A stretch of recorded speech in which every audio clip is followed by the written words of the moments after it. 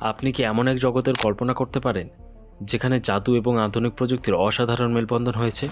এক এমন জগৎ যেখানে একটি পবিত্র ক্রিস্টাল পুরো রাজ্যর শক্তির উৎস, আর সেটি রক্ষা করতে কিছু সাহসী যোদ্ধা তাদের জীবন উৎসর্গ করতে প্রস্তুত।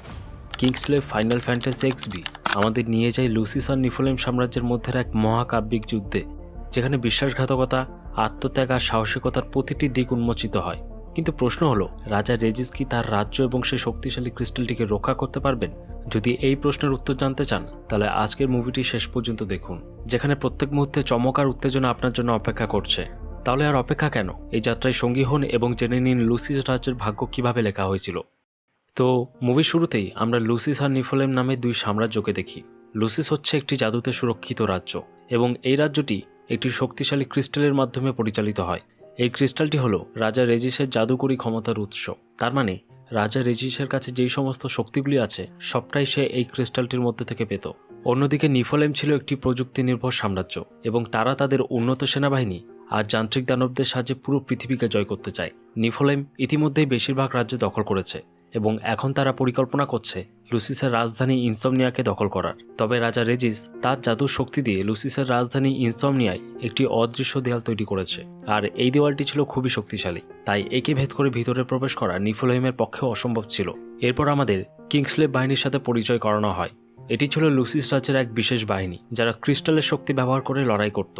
কিংসলেবের যোদ্ধারা ক্রিস্টালের জাদুকৌশল ব্যবহার করে দ্রুত গতিতে টেলিপোর্ট করতে পারে এবং শক্তিশালী অস্ত্র চালাতে পারে। নিফোলেম তাদের আধুনিক প্রযুক্তি এবং বিশাল দানবীয় যন্ত্র ব্যবহার করে লুসিসের সীমানায় প্রবেশ করে। তাদের উদ্দেশ্য ছিল লুসিসের প্রতিরক্ষা ভেদ করে ইনসমনিয়াতে প্রবেশ করা, কিন্তু কিংসলেব বাহিনী তাদের এই আক্রমণকে প্রতিহত করার চেষ্টা করে। এখানে আমাদের পরিচয় হয় গল্পের প্রধান চরিত্র নিক্স আলড্রিকের সাথে। নিক্স হলো একজন আত্মবিশ্বাসী এবং দেশপ্রেমিক যোদ্ধা, এবং তারই সাথে সে ছিল কিংসলেব বাহিনীর একজন সদস্য, এবং সে তার দেশকে রক্ষা করতে সর্বদা প্রস্তুত থাকে। অন্যদিকে আমরা লিবার্টাসকে দেখি। বিশাল যুদ্ধকালীন সময়ে তার পায়ে একটি বিশাল পাথরের স্তূপ এসে পড়ে।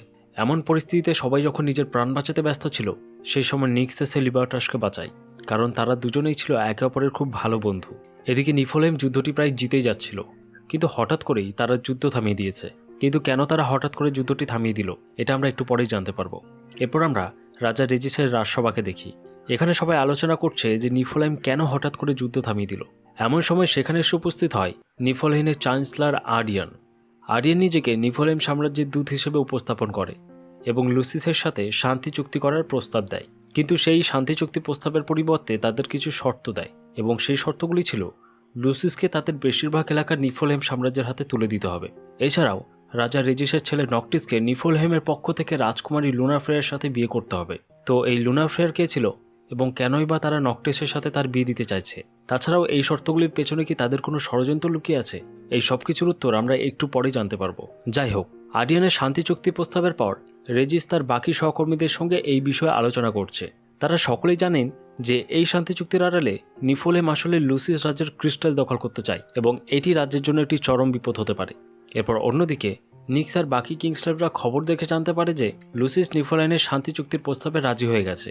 এতে করে শুধুমাত্র ইনসমনিয়া বাদে লুসিস তার বাকি এরিয়াগুলি নিফোলেমকে দিয়ে দিতে চলেছে।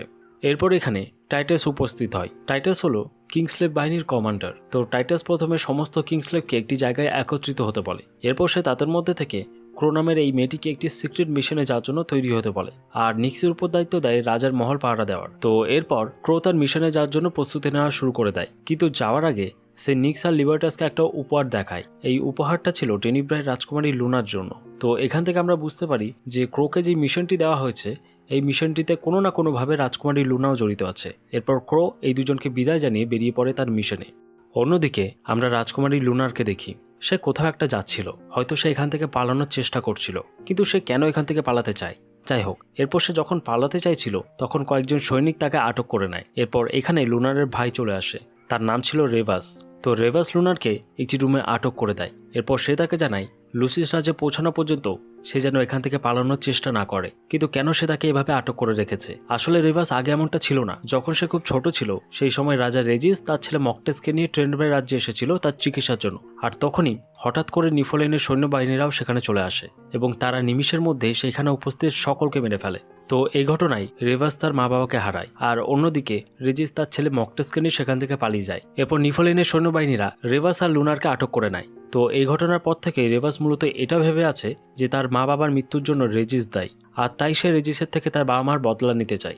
অন্যদিকে আমরা ক্রোকে দেখি, সে জনমানব শূন্য একটি রাস্তায় দাঁড়িয়ে আছে। তখনই সে লক্ষ্য করে একটি গাড়ি তার দিকে এগিয়ে আসছে, কিন্তু এই গাড়িতে কারা ছিল আর তারা কেনই বা তার দিকে এগিয়ে আসছিল, কিংবা এরপর তারা তার সাথে ঠিক কী করতে চলেছিল, এই সব কিছু আমরা একটু পরে জানতে পারবো।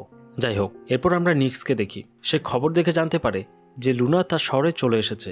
এরপর সে যখন তাকে দেখতে যাচ্ছিল তখন রাস্তার মধ্যেই হঠাৎ টাইটাসের সাথে তার দেখা হয়ে যায়। আসলে টাইটাস যাচ্ছিল লুনারকে পিক আপ করতে, এই জন্য সে নিক্সকেও তার সঙ্গে নিয়ে যায় লুনারকে পিক আপ করতে।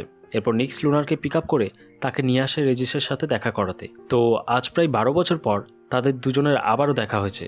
লুনারের মনের মধ্যে রেজিসের এই বিয়েতে রাজি হওয়া নিয়ে অনেক প্রশ্ন ঘোরাফেরা করছে। তো এরপরেই রেজিস নিজে থেকে তাকে এই প্রশ্নের উত্তর দিয়ে বলে যে আমার বয়স হয়েছে, আর এই বয়সে আমার মধ্যে নিফোলেনের সাথে যুদ্ধ করার মতো ক্ষমতা নেই। আমি যা করেছি নিজের সাম্রাজ্যকে বাঁচানোর জন্য করেছি।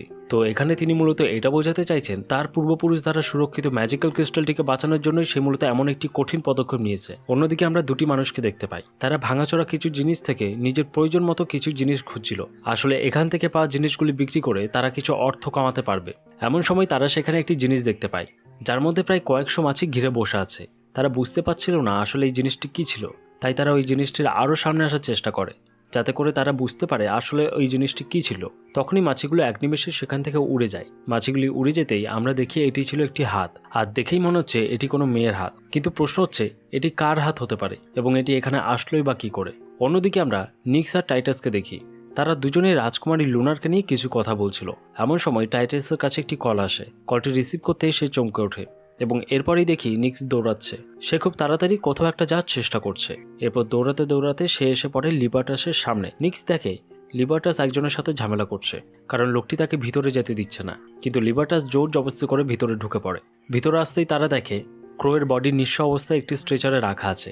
আসলে ওই দুটি লোক যে হাতটি দেখেছিল সেটি মূলত ছিল এই ক্রোয়েরই। কিন্তু তার এমন খারাপ পরিস্থিতি কিভাবে হলো আর কারাই বা করলো, এটা লিবার্টাস কোনো মতেই বুঝে উঠতে পারছে না। ক্রোকে সে তার নিজের বোনের মতোই স্নেহ করত, আর আজ ক্রোয়ের সাথে ঘটে যাওয়া এই ঘটনার জন্য সে রেজিসকেই দোষারোপ করছে, কারণ তার নির্দেশেই ক্রো এই মিশনে গিয়েছিল। তো এরপর সে রেগে গিয়ে তার কিংসলেভের ব্যাজ ছিঁড়ে ফেলে দেয় এবং সেখান থেকে চলে যায়। এরপর রাতের সময়কে দেখি, চারিদিকে উৎসবের সময়। আজ প্রথমবার দুই শত্রু নিজেদের শত্রুতা ভুলে এক হতে চলেছে। কিন্তু আদৌ কি এমনটা হবে, নাকি এর মধ্যে আছে কোনো বড়সড় ষড়যন্ত্র, এটা আমরা একটু পরে জানতে পারবো। এদিকে নিক্স তার ডিউটি পালন করছিল। এমন সময় তার কাছে লুনার আসে এবং সে তার থেকে ক্রোয়ের বিষয়ে জানতে চায়। নিক্স তাকে জানায় ক্রো একটি মিশনে গেছিল, আর ওই মিশনে যাওয়ার পর তাকে কেউ বা কারা খুন করেছে, কিন্তু যাওয়ার সময় সে আপনার জন্য একটি উপহার নিয়ে গেছিল। এরপর ওই উপহারটি নিক্স লুনারকে দিয়ে দেয়। আসলে ক্রো মারা যাওয়ার পর টাইটাস ক্রোয়ের সাথে থাকা তার সমস্ত জিনিসগুলি নিক্সকে দিয়ে দিয়েছিল, আর সেই জিনিসগুলির মধ্যে এই উপহারটিও ছিল।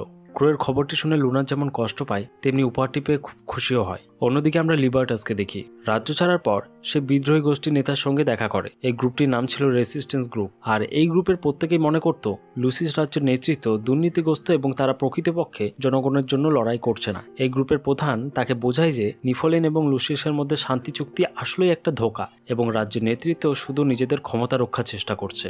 তো এরপরেই লিবার্টাসও তাদের এই দলে যোগ দিয়ে দেয়, কারণ সে মনে করছিল রাজ্যের জন্য লড়াই করার এটাই সঠিক পথ। যাই হোক, এদিকে পরের দিন নিক্সের কাছে খবর আসে যে লুনাকে খুঁজে পাওয়া যাচ্ছে না। তখন নিক্স বুঝতে পারে যে এটি নিফোলেন সাম্রাজ্যের একটি চক্রান্ত। নিক্স তার অন্যান্য সাথীদের থেকে জানতে পারে যে লুসিসের উপর আক্রমণ করার জন্য নিফোলেনের যুদ্ধ বিমানকে তারা ইনসমনিয়ার আশেপাশে দেখেছে এবং তাদের কাছেই রাজকুমারী লুনার বন্দী আছে। এরপর নিক্স এই খবরটি এসে রেজিসকে জানায়। রেজিস নিক্সকে অর্ডার দেয় সে যেন তাড়াতাড়ি তার বাহিনী তৈরি করে লুনাকে বাঁচাতে যায়। তো এরপর নিক্স তার বাহিনী তৈরি করে চলে আসে লুনাকে বাঁচাতে। এরপর তারা সবাই তাদের অনবদ্য টেলিপ্যাথি স্কিলের সাহায্যে কোনো রকমের স্পেসশিপের ভিতরে চলে আসে। এরপর তাদের মধ্যে থেকে একজন লুনাকে একটি বন্ধ ঘরের মধ্যে খুঁজে পায়। এরপর এই খবরটি রাজা রেজিসের কাছেও চলে আসে এবং তারপরই দুই দেশের রাজাদের মধ্যে শুরু হয়ে যায় যুদ্ধ।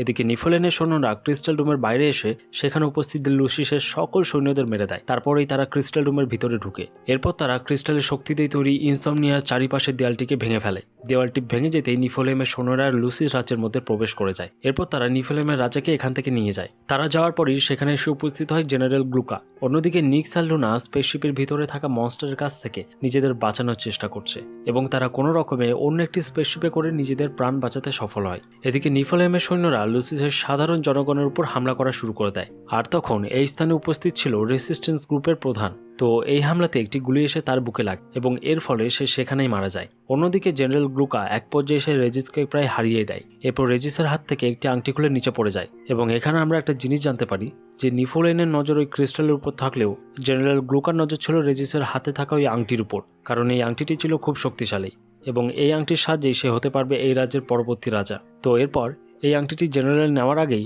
রেভাস নিয়ে তার আঙ্গুলে পড়ে নেয়। আঙ্গুলে পড়ার পরই রেভাসের ওই হাতটিতে আগুন লেগে যায়। এতক্ষণ এখানে নিক্স আর লুনাও চলে আসে। এরপর তারা রেজিসকে নিয়ে সেখান থেকে চলে যায়। রেজিস নিক্সকে বলে সে যেন লুনাকে সুরক্ষিতভাবে অ্যালটিসে নিয়ে যায়, ওখানেই নকটেস আছে। এরপর সে তার আংটিটি লুনাকে দিয়ে বলে সে যেন এই আংটিটি নকটেসকে দিয়ে দেয়। তো এরপর রেজিস তাদের দুজনকে বাঁচানোর জন্য নিজে গ্লুকার সাথে ফাইট করার সিদ্ধান্ত নেয়। এই জন্য সে সেখানে একটি প্রোটেক্টেড ওয়াল তৈরি করে দেয় যাতে গ্লুকা এদের দুজনের সাথে কিছু করতে না পারে।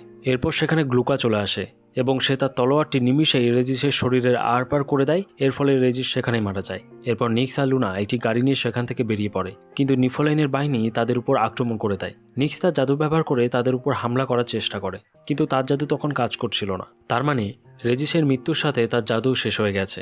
কিন্তু তখনই সেখানে কিংসলেভের অন্য একজন সৈন্য এসে নিফোলেম বাহিনীর উপর অ্যাটাক করা শুরু করে দেয়। এই সুযোগে নিক্স সেখান থেকে চলে যাওয়ার চেষ্টা করে, কিন্তু সামনে থেকে আসা কিছু রোবট তাদের উপর হামলা করা শুরু করে দেয়। এই কারণেই তাদের গাড়িটির অ্যাক্সিডেন্ট হয়ে যায়। এরপর গাড়ি থেকে বেরিয়ে তারা একটি জায়গায় এসে লুকিয়ে পড়ে, কিন্তু সেখানেও কিছু অদ্ভুত রকমের রোবট এসে তাদের উপর হামলা করার চেষ্টা করে। কিন্তু নিক্স এটা বুঝতে পারছিল না যে এই রোবটগুলি তাদের লোকেশন কিভাবে জানতে পেরে যাচ্ছে। এরপর সে বুঝতে পারে যে লুনানের মাথায় যে ক্লিপটি লাগানো আছে তার মধ্যে ট্র্যাকার লাগানো আছে, কিন্তু সেটা থেকে ট্র্যাকার বের করতেই সেখানে চলে আসা আরও অনেকগুলি রোবটস। এরপর তারা নিক্সকে ধরে ফেলে এবং তখন তার হাত থেকে ট্র্যাকারটি নিচে পড়ে যায়, কিন্তু সেটা পড়েছিল ঠিক লুনারের সামনে। তাই সে ওই ট্র্যাকারটি তুলে সেটিকে নিফলহেনের একটি স্পেসশিপের দিকে ছুড়ে মারে, যার ফলে রোবটসগুলি নিক্সকে ছেড়ে ওই স্পেসশিপের উপর হামলা করে দেয়। এর ফলে ওই স্পেসশিপ সমেত ওই রোবটসগুলিও সেখানে নষ্ট হয়ে যায়। এরপর নিক্সের সিনিয়র তাকে জানায় যে তারা যেন সেকশন ডিতে চলে আসে, এখানে তাদের জন্য স্পেশাল ফোর্স তৈরি করা আছে। তো তার কথা মতো নিক্স লুনাকে নিয়ে সেখানে চলে আসে, কিন্তু এখানে আসতেই তার সিনিয়র তার উপর গুলি চালিয়ে দেয়। নিক্স বুঝতে পারে যে এরা সবাই নিফলেনের সাথে মিলিত আছে। নিক্স লুনাকে সেখান থেকে পালাতে বলে, কিন্তু পালানোর চেষ্টা করলেও সে ওই লোকটির কাছে ধরা পড়ে যায়। লোকটি লুনারের কাছ থেকে আংটিটি নিয়ে নেয়, কিন্তু সেও ক্ষমতা পাওয়ার লোভে আংটিটি পড়ে নেয়, যার কারণে সে সেখানে আগুনে পুড়ে শেষ হয়ে যায়। এরপর সেখানে টাইটাস আর লিবার্টাসও চলে আসে, কিন্তু লিবার্টাস তার গাড়ি টাইটাসের উপর চাপিয়ে দেয়। তো এরপর আমরা দেখতে পাই টাইটাসই হলো আসলে জেনারেল গ্লুকা। তো এমন পরিস্থিতিতে আর কোনো রাস্তা না পেয়ে নিক্স রেজিসের ওই আংটিটি পরার সিদ্ধান্ত নেয়। এরপর আংটিটি পরার পর নিক্স একটি আলাদা দুনিয়ায় পৌঁছে যায়। এই দুনিয়ায় ছিল লুসিসের আগের সেই সমস্ত রাজা যারা তাদের কর্তব্য শেষ করে এই দুনিয়ায় এসেছে। তো নিক্স তাদেরকে জানায় তারা যেন লুসিসকে বাঁচাতে তার সাহায্য করে, কিন্তু তারা তার এই প্রস্তাবে রাজি হয় না। তখনই রাজা রেজিসের আত্মা নিক্সের পক্ষে কথা বলে এবং সে সবাইকে জানায় যে নিক্সই পারবে তাদের রাজ্যকে বাঁচাতে। তবে তারা তাদের শক্তির বদলে নিক্সের থেকে বলিদান চায়, আর বলিদানটি ছিল নিক্সের প্রাণ।